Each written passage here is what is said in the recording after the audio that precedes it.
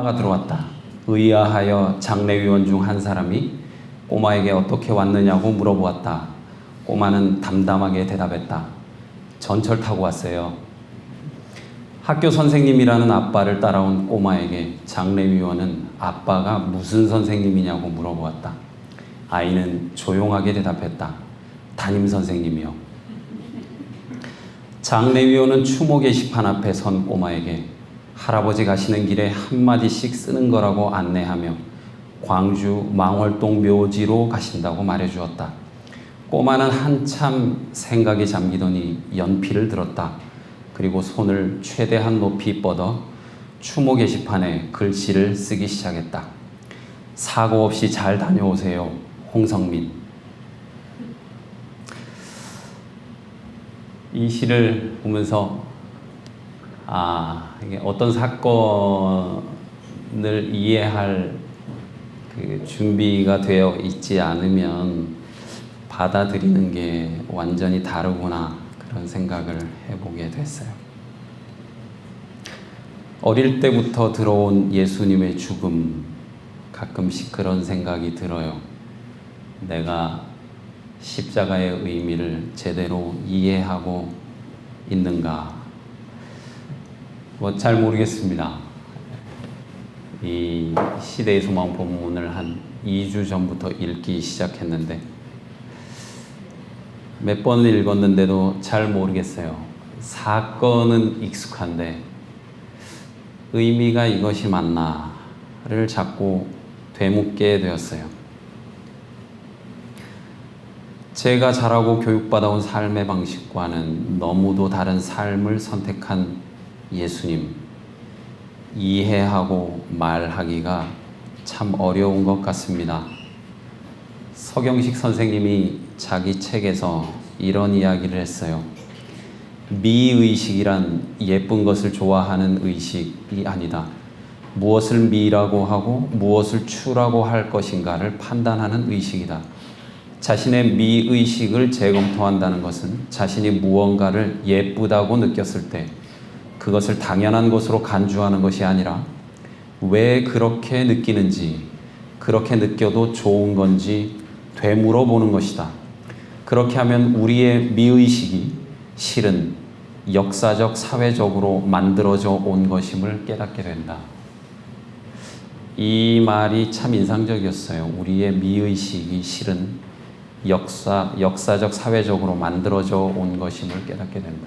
어쩌면 우리 신앙이라는 것도 역사적으로나 사회적으로 만들어져 온 것이 아닌가를 되물어보게 되었습니다.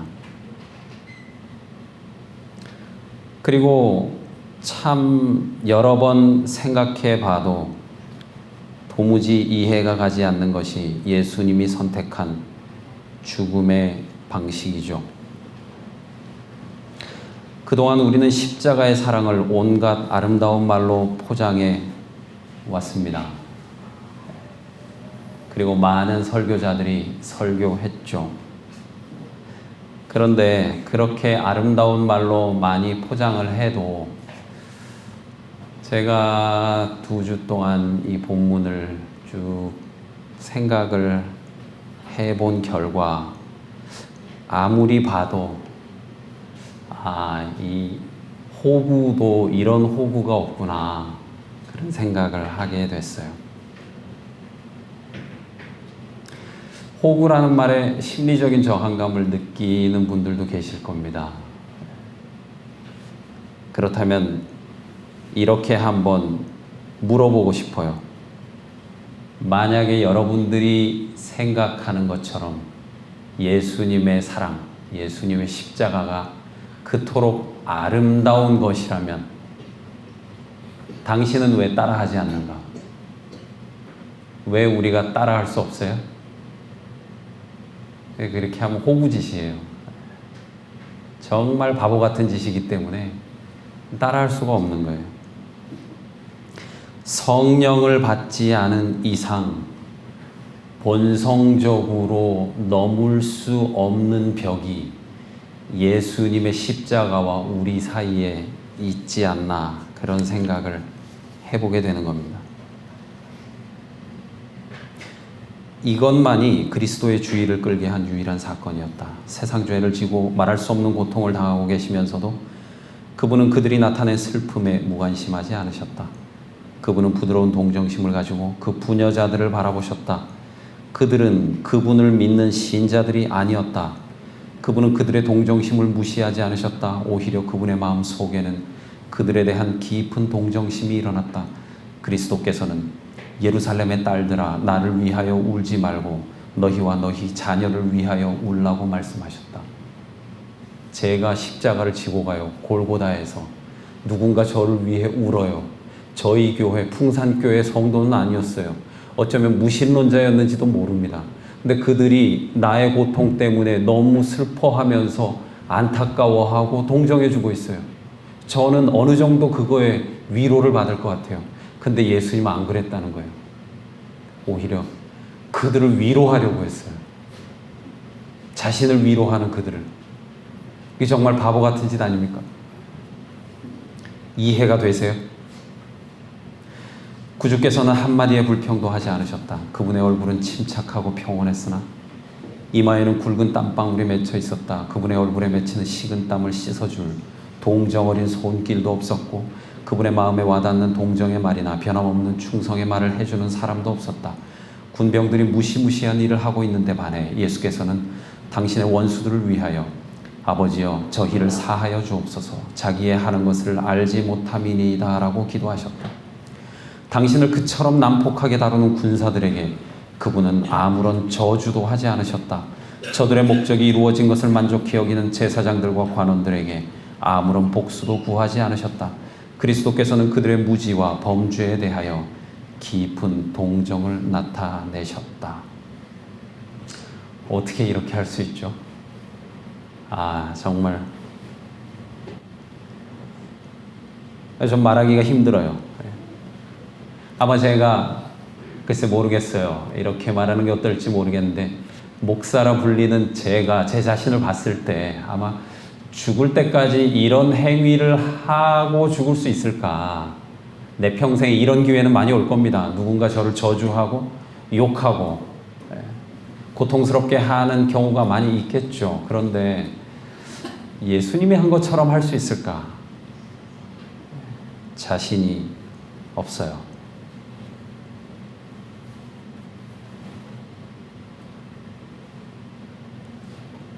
정말 슬픈 건 뭐냐 하면요.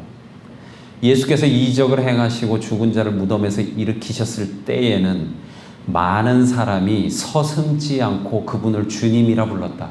실제 그랬죠?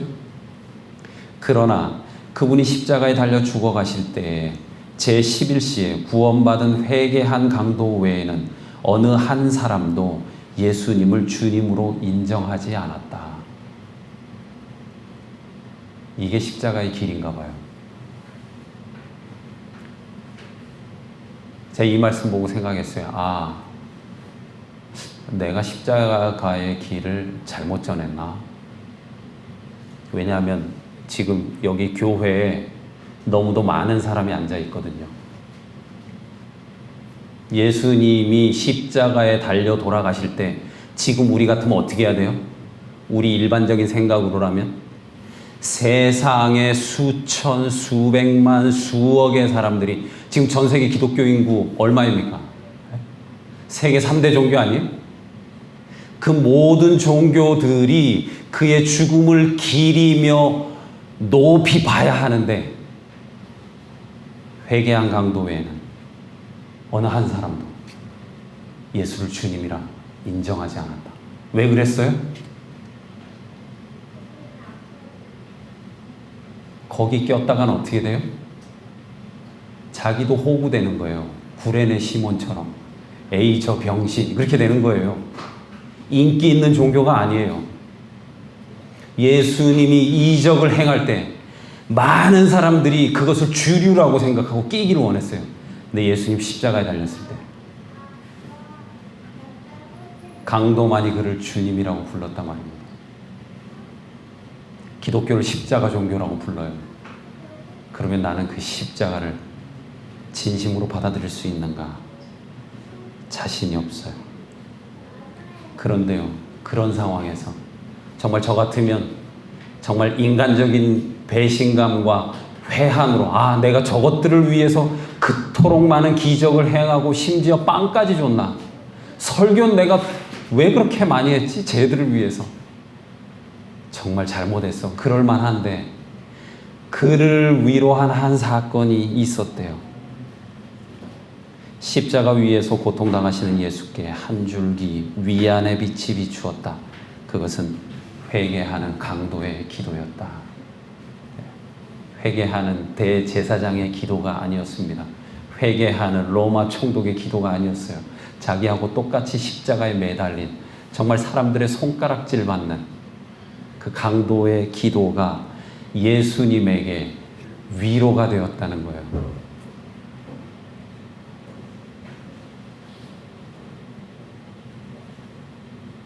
다 이루었다라고 하는 말은 그런 상황에서 나왔어요. 뭘 이뤘습니까? 예수님. 그리고 주님이라 부른 사람도 한 사람밖에 없고. 예수님은 그런데 그 순간까지도 한 강도의 회개가 너무 귀해서 이거면 나쁘지 않다 그렇게 생각을 하신 거예요. 이거면 저 흉악한 강도가 나를 믿고 회개한 것이라면. 이해하기 어렵지만 예수님은 그런 것이 소중했어요. 세상에서 사형 선고를 받은 죄인이었습니다. 온 세상이 말했죠. 너는 더 이상 인간이 아니다 라고 했습니다. 그래서 사형 선고를 내렸어요. 그런데 예수님은 그에게 말했죠. 너 같은 사람, 하나님 나라에서는 너 같은 사람이 가장 소중하다. 너 한 사람 회개했다면 나는 이렇게 말할 수 있다. 다 이루었다라고. 그 누구보다 자신의 구원을 갈구해야 할 그 시간에 예수님은 한 죄인을 구원하는 것을 기쁨으로 삼았어요. 놀라운 일입니다. 그렇게 해서 기독교가 태동하게 된 것이죠.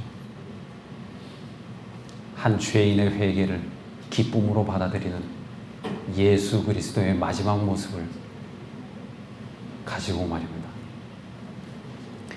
삶의 진실성을 어떻게 알 수 있을까요?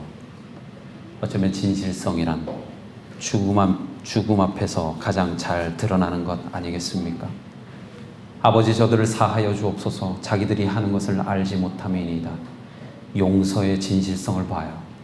내가 진실로 진실로 내게 이르노니 오늘 내가 나와 함께 낙원에 있으리라. 약속의 진실성을 봅니다.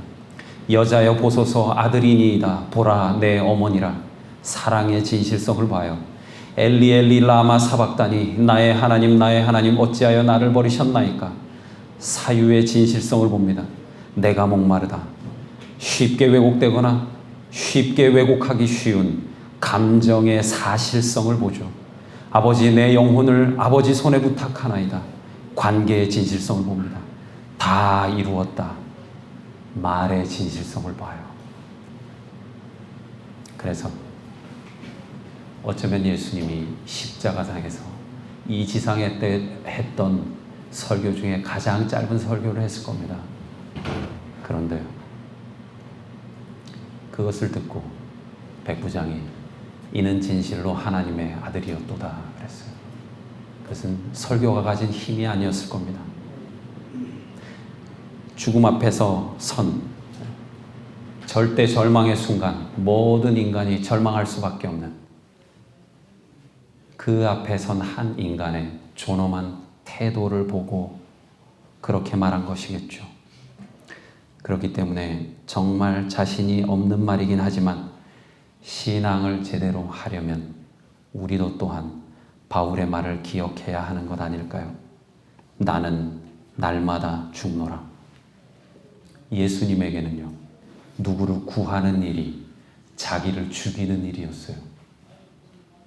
누구를 구하는 일이 자기를 죽이는 일이었어요. 우리는 누구를 구하려고 하면, 누구를 구원한다고 하면 그 일은 철저하게 나 외에 어떤 외부에서 일어나는 일이어야만 한다고 교육받아 왔습니다. 그런데요, 예수님에게 있어서 누구를 구하려고 하는 일은 자기가 죽는 일이었어요. 자기의 존재를 무로 돌리는 것이 누구를 구하는 일의 출발점이었습니다.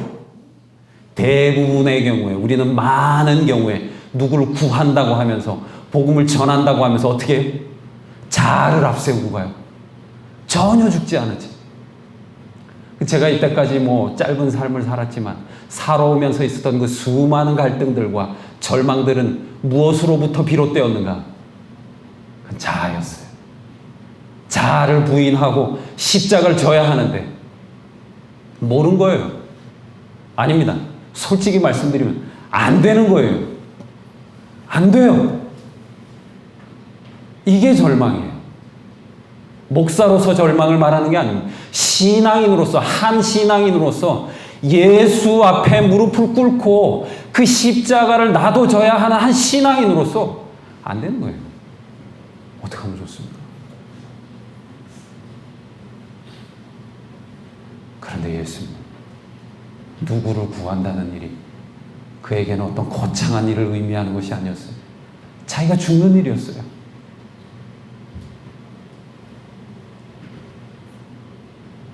그렇기 때문에 그의 나라는 자기가 중심이 된 왕국이 아니었습니다.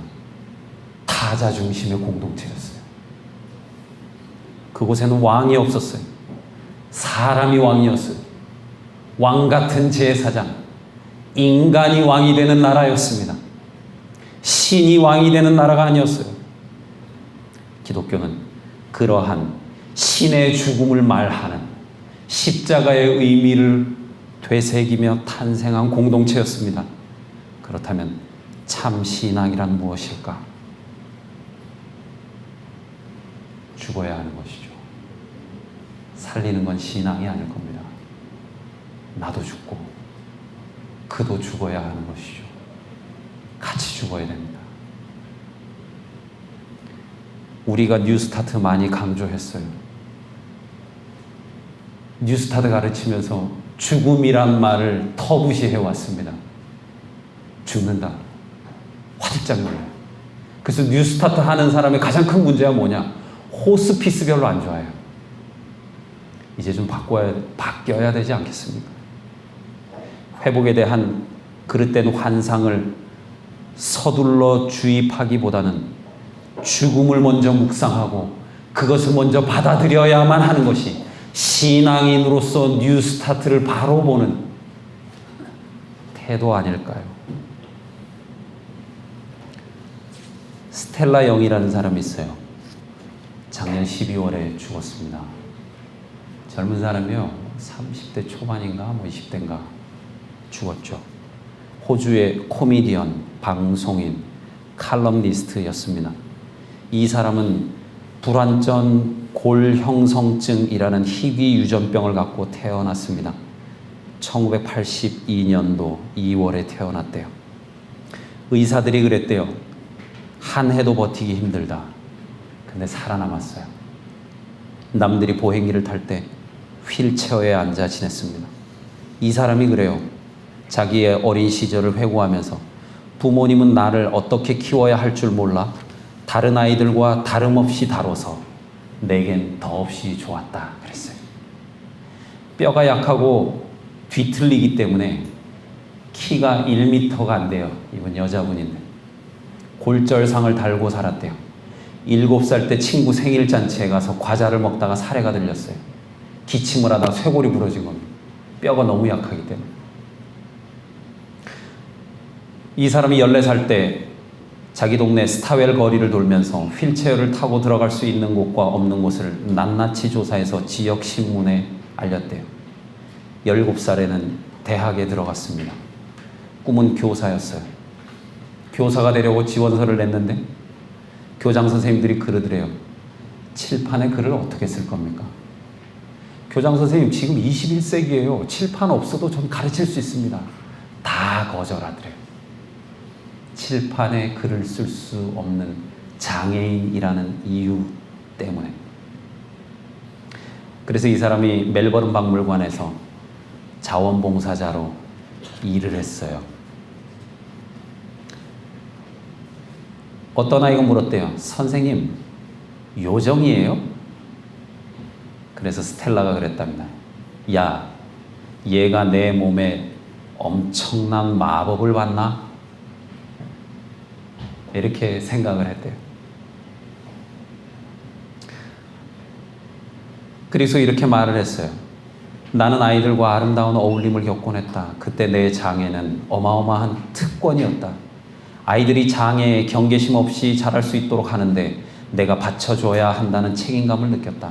장애는 내가 이제와 같은 내가 될 수 있도록 많은 사랑스러운 것들을 주었고 그것이 없는 나를 나는 바라지 않는다. 이 사람이 2013년 4월에 테드 시드니 강연에서 강연을 했습니다. 이렇게 말했죠. 장애는 나쁜 것도 특별한 것도 아닙니다. 비장애인에게 감동을 주고 동기를 부여하려고 장애인들을 감동 포르노로 만들지 말라 그랬어요. 장애인들은 비장애인들에게 동기부여해 주기 위해서 사는 존재가 아니라는 거예요. 장애인도 그렇게 사는데 비장애인 네가 이것도 못해 그렇게 하지 말라는 거예요.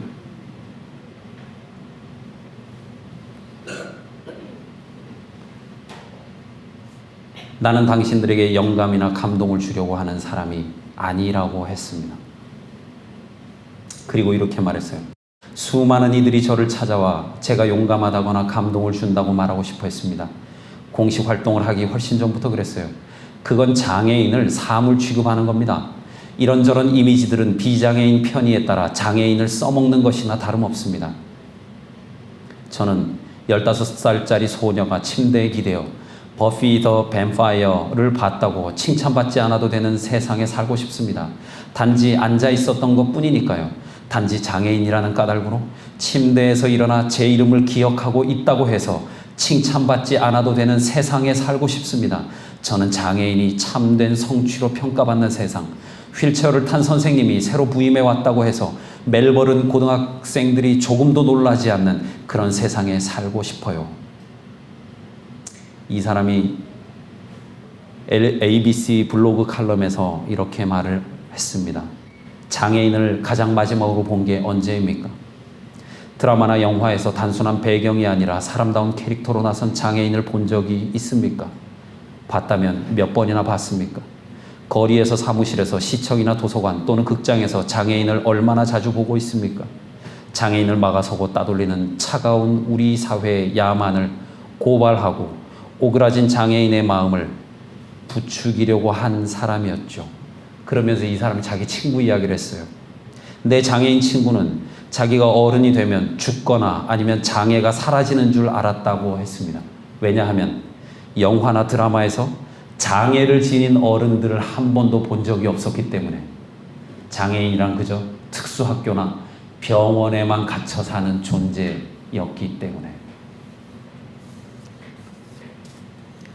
이 사람이 한 명언이 있습니다. 나는 이 세상에 잘 살려고 왔지 오래 살려고 온 게 아니야. 나는 이 세상에 잘 살려고 왔지 오래 살려고 온 게 아니야. 여러분,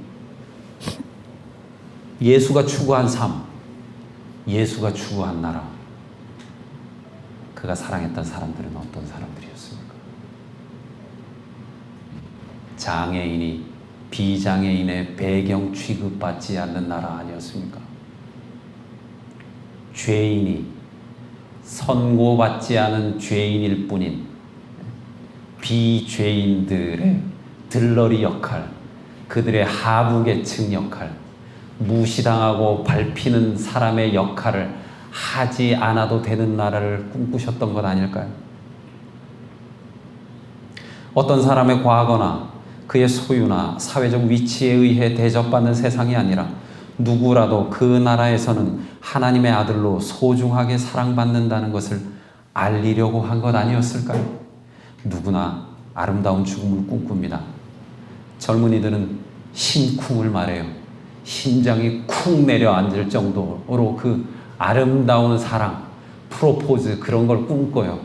사랑을 말할 땐 그렇게 아름다운 곳에서 말하는 게 좋을 겁니다. 예쁜 카페나 인상적인 곳에서. 그래서 뭐 제가 지난번에 뭐 어디를 보니까 뭐 무슨 심쿵 할 수 있는 장소, 그래서 딱 보니까 뭐 노르웨이의 뭐 어디, 예? 그 다음에 뭐 스위스의 뭐 어디, 무슨 그런 데 적어놨더라고요. 여행사에서. 심쿵하는 장소란 그런 장소였겠죠. 그런데 예수님은 젊은이나 나이 많은 모든 사람들에게 심장이 쿵할 정도로 할 수 있는 그런 그 장소가 아름다운 장소가 아니고 매우 추하고 혐오스러운 골고다라고 하는 자리였어요. 그것도 아주 혐오스러운 십자가라고 하는 형틀에 의해서였죠. 노년들도 그럴 겁니다. 노년기의 사람들은 아름다운 마무리를 꿈꾸겠죠. 그런데 예수님의 죽음은 아름다운 마무리와는 거리가 먼 삶이었습니다. 천천히 유언장을 작성하고 그동안 못 만났던 사람들을 만나며 과거의 아름다운 추억들을 회상하고, 그리고는 죽은 다음에 사람들의 그 찬송 소리를 뒤로 한 채 자신의 시신이 따뜻한 재림묘지에 묻히는 그런 아름다운 마무리가 아니었단 말입니다.